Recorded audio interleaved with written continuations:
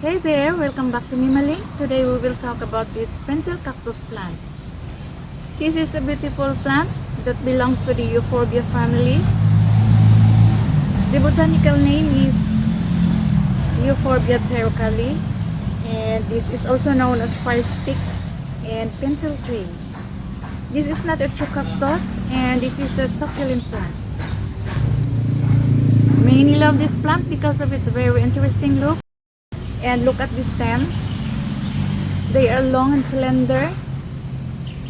And you see, they look like pencils.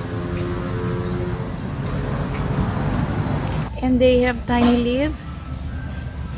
These tiny leaves will appear when the stem is still young, but they just fall off. And they look like this when they grow mature and they have no more leaves. And they are beautiful in their colors of green or yellow-green, and they will turn into slightly red when they are exposed to the sun. And they look nice in their unique shape. They look like sticks or branching pencils, hence the name.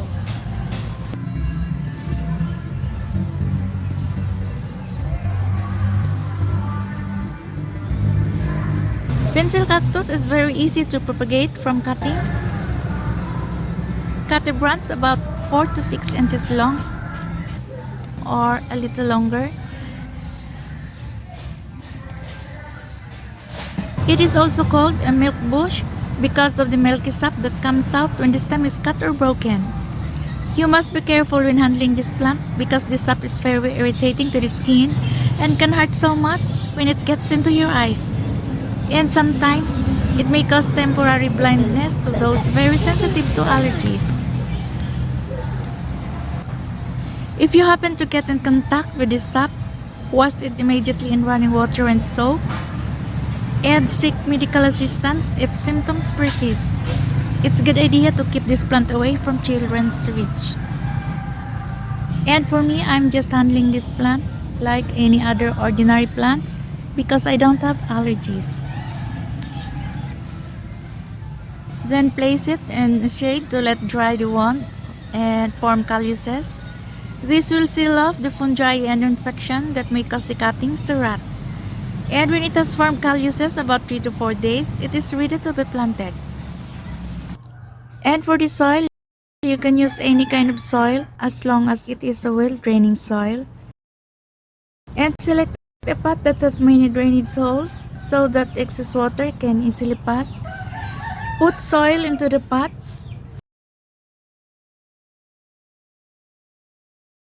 and then stick the cuttings in the soil. Just as simple as that, and then firm the base to hold it properly in place. And then that's it. Then sprinkle little water just to keep the soil moist but not wet. And then place your newly planted cuttings in shade until new growth appear.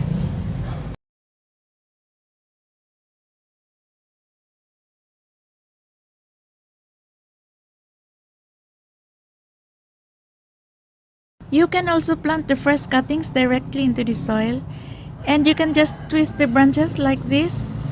These cuttings will also grow even without drying them. They will easily root when planted in dry soil. You may take many cuttings to plant in a pot. In case some will die, you will have many cuttings left that will grow.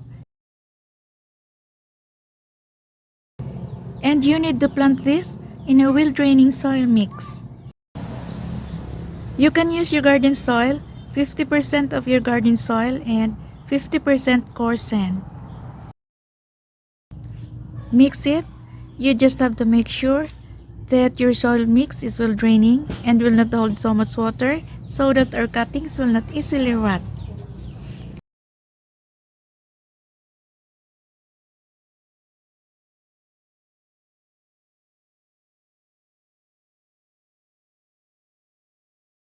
Then we can now directly stick our fresh cuttings into the soil. You can stick as many as you want.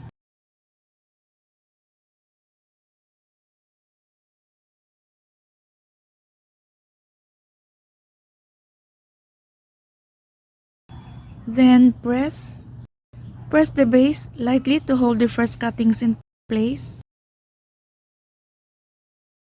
After you have planted your fresh cuttings, do not water it. Just keep it in shade, and after 3 days, water it very lightly just to keep the soil moist but not wet. Maintain the soil moisture until new growth appear. Then you can water it once every week. And when it's established, water it only when the soil becomes very dry.